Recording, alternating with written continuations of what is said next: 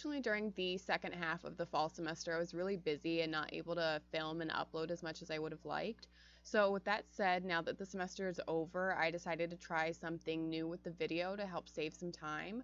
Let me know what you think about it in the comments. So in today's video, I'll be discussing Chapter 8, the Executive Branch from the textbook Governing Texas. Chapter 8 objectives include being able to describe the powers of the Texas governor and the limits of the governor's power, identify the other elected officials who make up Texas's plural executive, and explain the roles played by boards, commissions, and regulatory agencies. Texas has historically had weak governors and powerful lieutenant governors due to the Texas Constitution. Then came Rick Perry's time in the governor's office, which gave him more power through the ability to appoint the board and commission members, proving how much the position matters. Perry still outshines Governor Abbott in terms of how powerful he was, but Governor Abbott has grown increasingly powerful by being a spokesman for conservative ideologies and the Trump administration policies. Abbott has promoted restrictions on the availability of abortion, supported legislation against so-called sanctuary cities, opposed state tax increases, advocated for bathroom legislation, promoted childhood education, invested in roads, and improved border security. Compared to the president and other states' governors, the governor of Texas is pretty weak. Executive powers in Texas are divided among a number of separately elected officials. The plural executive plays an important role in the political life of Texas. In a study by Thad Beal and Margaret Ferguson, Texas tied with 4 other states for 39th place in overall institutional powers of the governor. Texas is one of only 14 states where the governor cannot reorganize government without legislative approval. The governor during Reconstruction was super powerful, and many thought that the state government was oppressive and corrupt, so when the new Constitution was drafted, it ensured that no state official had extensive power. Governors who are successful in pushing their programs through the legislature and seeing them implemented by the bureaucracy are able to use the limited formal powers available to them, exercise their personal political power, exploit the prestige of the office of governor, and marshal various special interests to their cause. Brian McCall said that governors can realize many of their goals if they are flexible, have a vision of what they want to accomplish, and are willing to motivate others to achieve that vision and work cooperatively with the legislature. But in order to be powerful, you have to have both personal skills and persuasive skills. The governor has the power to call special sessions of the legislature. The governor can pardon criminals and can permit fugitives to be extradited to other states. The governor appoints people to the state governing boards and commissions.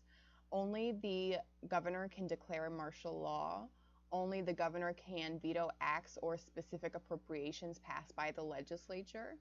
Through the traditional state of the state address delivered at the beginning of every legislative session, the governor can outline his or her priorities for the state and convince others of their importance.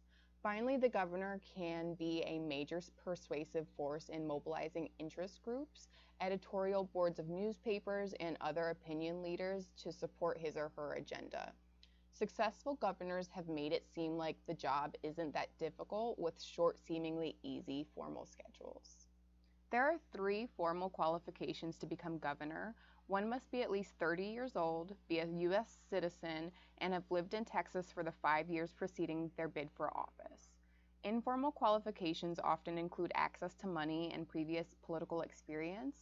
Texas governors are typically male, white, conservative, Protestant, middle-aged, either personally wealthy or have access to wealth, and have had considerable prior political experience. Only 2 women have ever served as governor of Texas, Miriam Ferguson in 1925 to 1927, and from 1933 to 1935, as well as Ann Richards from 1991 to 1995. Texas governors used to serve 2-year terms, with most being elected for a maximum of 2 consecutive terms, but there have been some exceptions. In 1972, an amendment was voted on to change the governor's term from 2 years to 4 years, elected in midterm elections to minimize the effect of the presidential election on the election for governor. Unfortunately, due to this timing, the voter turnout is significantly lower than it is in the presidential election. Clements was the first Republican to win governor since Reconstruction, and the office has since been Republican. Candidates for governor often announce they plan to run over a year before the election and can spend thousands of hours and millions of dollars on the campaign. These millions go towards staff, salaries, travel, opinion polls, telephone banks, direct mailings, and advertisements in print, television, radio, and digital media. Impeachment is the only constitutional method of removing a governor from office. It requires first a majority vote in the House of Representatives to bring charges, followed by a trial in the Senate, prosecuted by one or more members of the House and with the Chief Justice of the Supreme Court presiding, and then a two-thirds vote in the Senate to convict. Any member of the executive or judicial branch can be impeached, and it's up to the legislature to decide what an impeachable offense is. Once the House votes for an impeachment charge against an official, that individual is suspended from office and cannot exercise any of his or her duties. Governor James Ferguson was the only Texas governor to be impeached and convicted. Remember Miriam? That was her husband. She took office after he was impeached, using the slogan, "Two governors for the price of one." The lieutenant governor becomes governor if the office is vacated due to impeachment, death, resignation, or the governor's absence from the state. In 2000, when George W. Bush became president, Lieutenant Governor Rick Perry became governor. The only time a Texas governor has died in office was in 1949 when Governor Jester suffered a heart attack. While serving as acting governor, the lieutenant governor earns the governor's daily salary unless the governor is just absent from the state.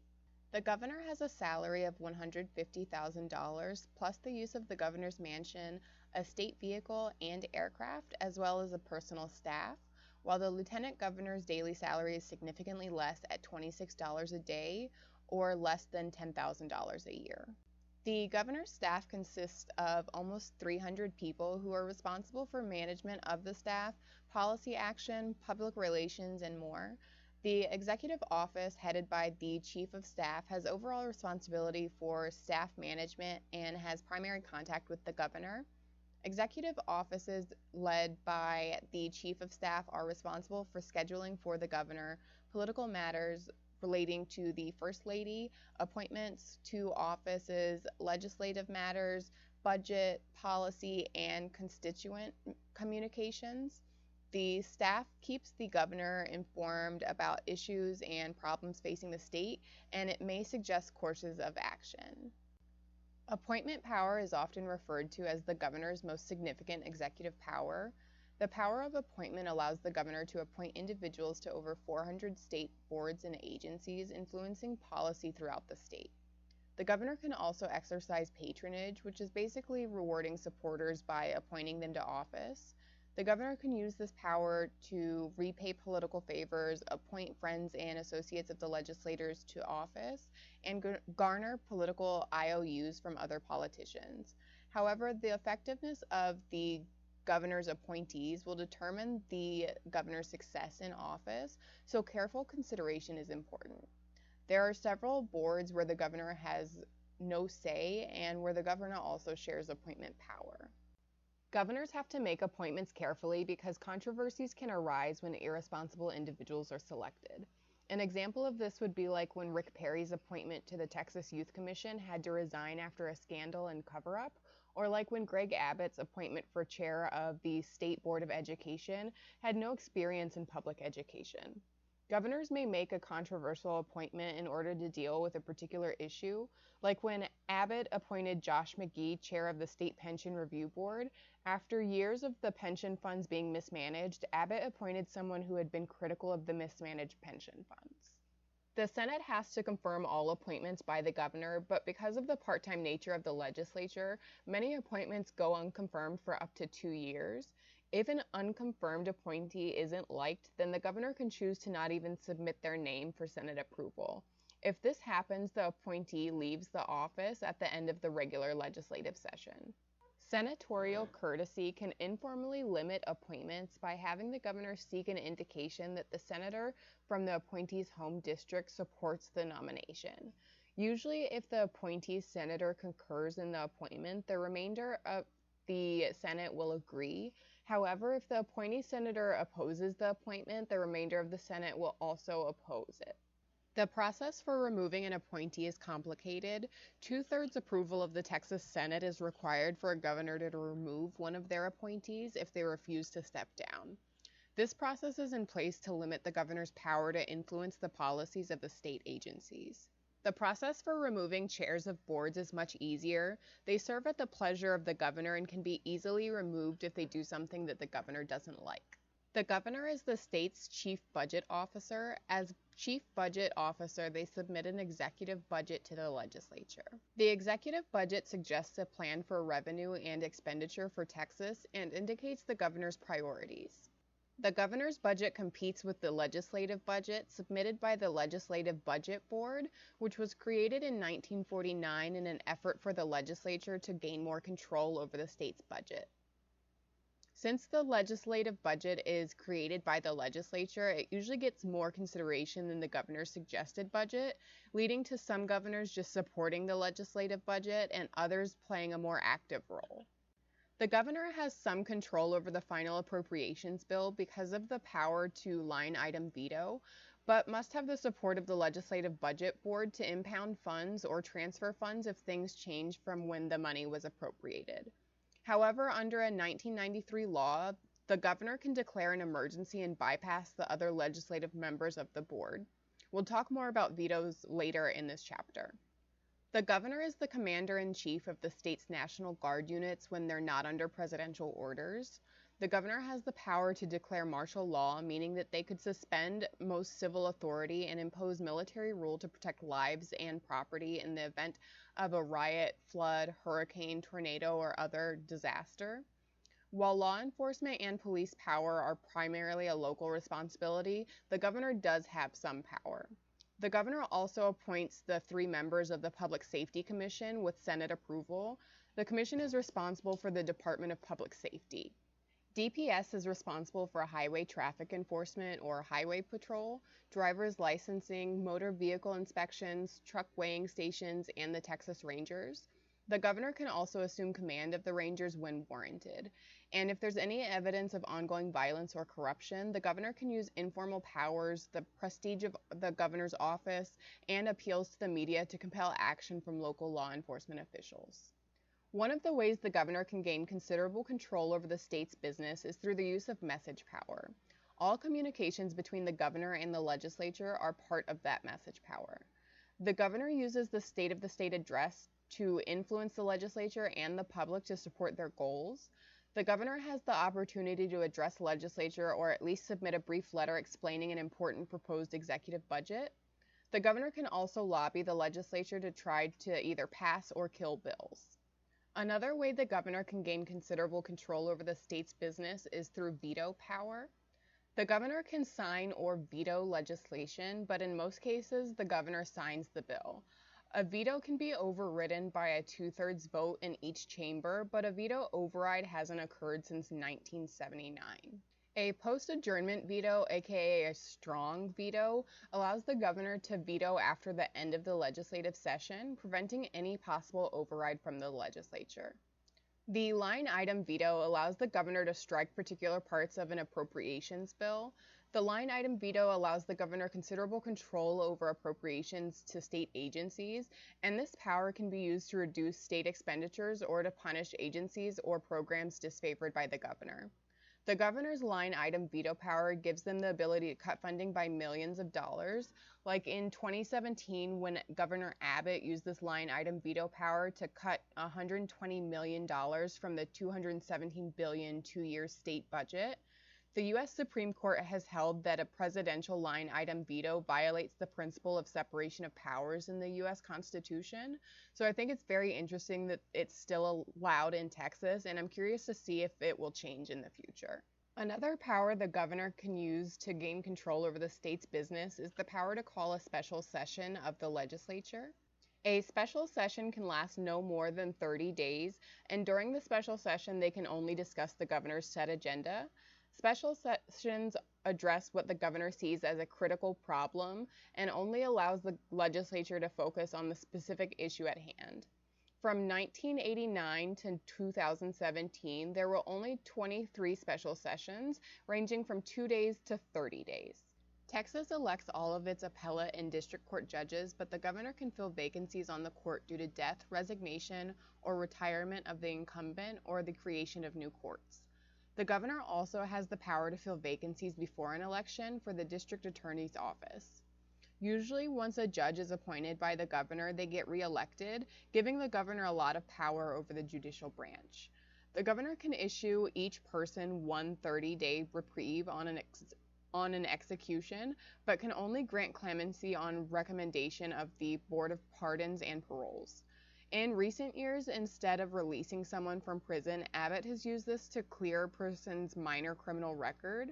Criminal justice experts have criticized this method of pardoning minor criminals, arguing that it does very little for that person and should only be used for reformed felons who can't rejoin society because of their record.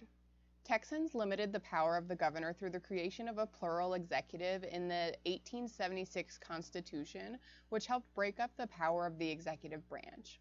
6 of the 7 people that make up the plural executive are elected by the people of Texas, including the governor, lieutenant governor, attorney general, comptroller of public accounts, commissioner of the general land office, and commissioner of agriculture.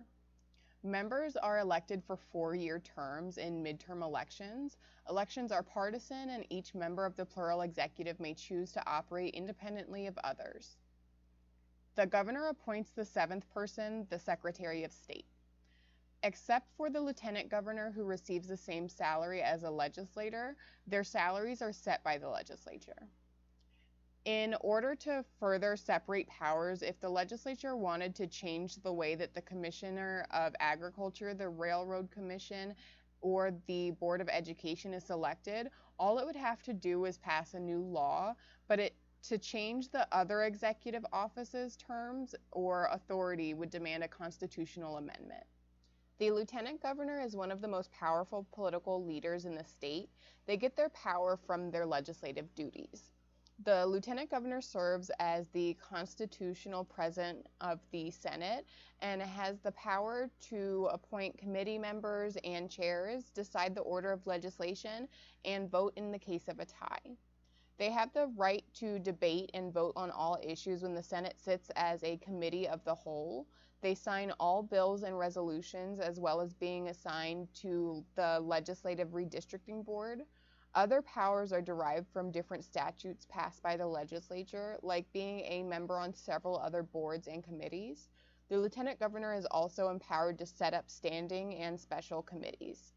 The Senate makes its own rules, and the lieutenant governor is usually given significant power in the legislature, like allowing them to decide all parliamentary questions and use discretion in following Senate procedural rules. If the Senate were to pass new rules in the future, they could alter the power given to the lieutenant governor.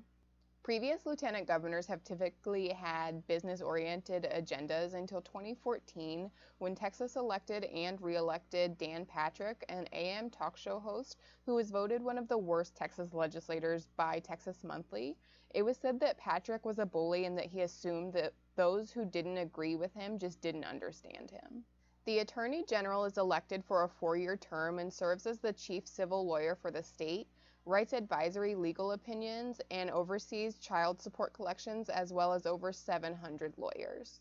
The main focus of the office is civil matters, making the Attorney General like the head of a major civil law firm.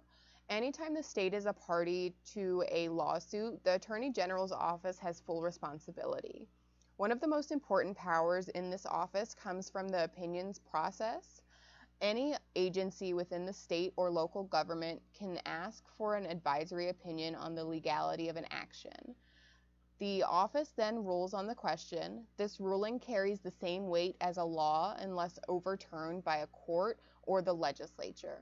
The office has little responsibility in criminal law, but may appoint a special prosecutor if a local district attorney asks for assistance. Typically, criminal cases in Texas are prosecuted by district or county attorneys elected in each county, but if a criminal case is appealed to the federal courts, the Attorney General's office assumes responsibility. Attorney General Ken Paxton has been charged for a few felonies, investigated for suspicious land sales, and subject of a disciplinary investigation by the state bar. Somehow he still managed to win re-election in 2018 with just 50.59% of the vote. The Land Commissioner manages the General Land Office and Texas's 12 million acres of publicly owned lands. Historically, the Land Commissioner gave away land, but today they also award rights for grazing, for oil and gas exploration, and oversees the Veterans Land Program.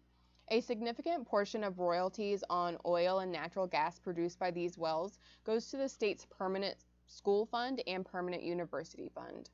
The Land Commissioner is responsible for environmental quality on public lands and waters, especially along the Texas coast. All of Texas's Gulf Coast beaches are publicly owned and under the jurisdiction of the GLO. These responsibilities make the Office of Land Commissioner pretty influential. The Agricultural Commissioner is primarily responsible for enforcing agricultural laws and checking official weights and measurements. Responsibilities include administration of animal quarantine laws, inspection of food, and enforcement of disease and pest control programs. Enforcing these state laws helps to ensure that Texas's farm products are high quality and disease-free. Most farms are large corporate farms, but there are still many small family farms. These large agribusinesses are greatly affected by the Agricultural Commissioner. Each year, a representative of the department checks each motor fuel pump to make sure that it dispenses the correct amount of fuel. Scales used by grocery stores and markets are also checked to guarantee that they weigh products correctly. Sid Miller won the election for Agricultural Commissioner in 2018 by winning 51.3% of the votes, proving again how even someone that's at the center of many controversies can win the Texas vote. The Comptroller of Public Accounts directs the collection of taxes and other revenues and estimates revenues for the budgeting process before each legislative session. The taxes collected by the Comptroller include the general sales tax, severance tax on natural resources, business franchise tax, motor fuel tax, inheritance tax, most occupational taxes, and many minor taxes. The revenue estimates are provided to the legislature for the appropriations process, and the Comptroller certifies the amount before final passage of the bill, making the Comptroller a powerful figure in the legislative process. If the Comptroller is unable to certify that money is available to pay for the appropriation, the legislature has to reduce the appropriation or increase revenues. The Comptroller is more than just an auditor, accountant, and tax collector. They're an important figure in the appropriations process. In 1996, the state treasurer was eliminated, and the Comptroller assumed their duties, being the official custodian of the state funds responsible for the safety and investment of the state's money. Glenn Hagar has been Comptroller since 2014, winning re-election in 2018 with just 53.2% of the vote. The Secretary of State oversees the election process in the state after being appointed by the governor. 37 other states in the U.S. elect their Secretary of State. The Secretary of State has many responsibilities, such as conducting voter registration drives, working with organizations to increase voter turnout, and collecting election night returns from county judges and county clerks, making the results available to the media. Though it's no longer considered a glorified record keeper, the Secretary of State's office does still handle some record-keeping duties. All debt and uniform commercial code filings and a copy of all loan agreements in money loaned by a person from a financial institution are placed in the Secretary of State's office. The plural executive diminishes the power of the governor by spreading responsibilities out among multiple independently elected officials. The governor appoints the Secretary of State but has no control over the other members. The members don't answer to the governor or serve as a cabinet. The plural executive can make the state government seem like it's pulling in several different directions at once. Texas has numerous state boards, commissions, councils, committees, and agencies that operate as part of the state bureaucracy. Texas state bureaucracy employed over 327,000 people in 2017.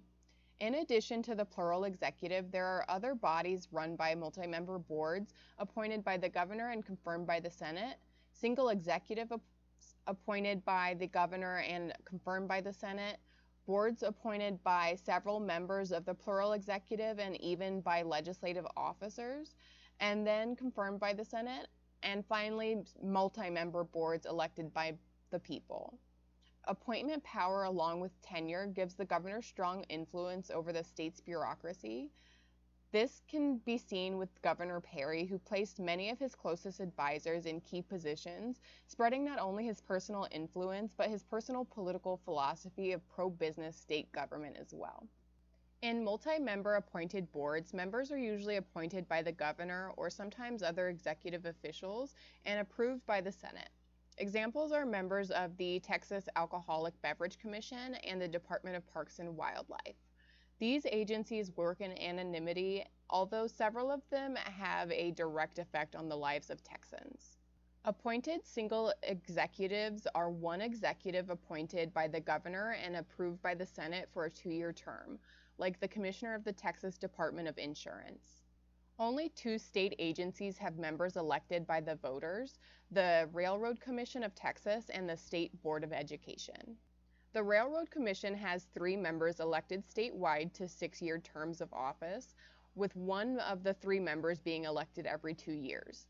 Once one of the most powerful agencies in Texas, regulating railroads, transportation, and the oil and gas industry, deregulation of transportation, other state and federal legislation, and the decline in the nation's dependence on Texas's crude oil production has reduced the RRC's power.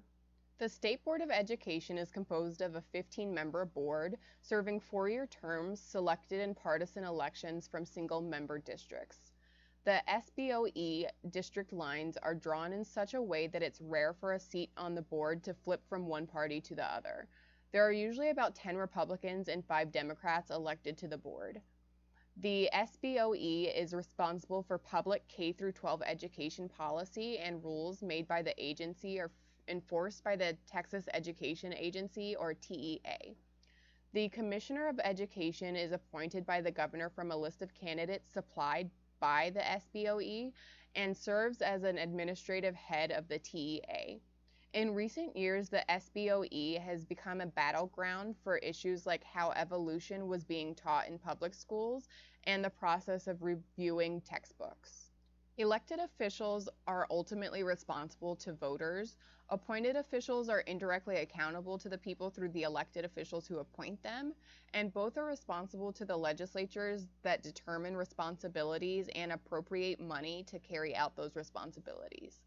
The plural executive is responsible to the legislature for its biennial funding and to the voters for its re-election. State agencies look to the legislature for funding, and once every 12 years they have to justify their existence to the Sunset Advisory Commission, or SAC. The Sunset Advisory Commission was created in 1977 by the Sunset Review Act, containing 12 members, 5 from the Texas Senate, 1 public member appointed by the Lieutenant Governor, 5 members from the Texas House, and 1 public member appointed by the Speaker.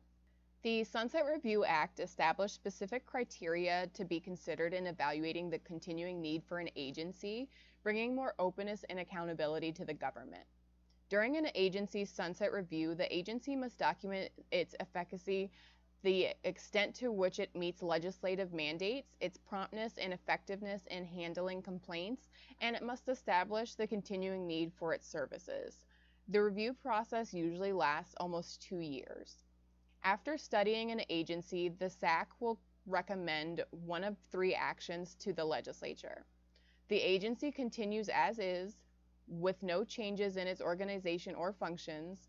The agency continues but with changes like reorganization, a new focus for the agency, or merger with other agencies, or the agency is abolished. Option 1 requires specific legislation to recreate the agency in its existing form. Option 2 requires the legislature to recreate the agency with some or all of the changes recommended by the SAC. If the legislature agrees the agency should be abolished, no action is necessary. It will expire at the sunset deadline and the agency is no more. The Sunset Act has brought the end to 37 agencies or programs and merged 46 others with existing bodies. The legislature has accepted 80% of SAC's recommendations, claiming that they have saved the taxpayers over $981 million. In this chapter, we explored how the fear of a strong executive created a plural executive and how the differences in the values, abilities, ambitions, and goals of these members provide the seeds of future change. The governor is the chief executive officer in the state, elected by the popular vote. The power of the Texas governor is more limited compared to the president. All but one of the 6 members of the plural executive are elected. These members, as well as other popularly elected statewide boards and commissions, possess power and authority. It's unlikely that the plural executive will change in the near future.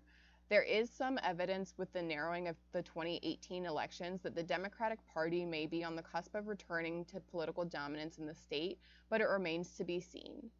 Let's review the chapter objectives. Describing the powers and limitations of the governor.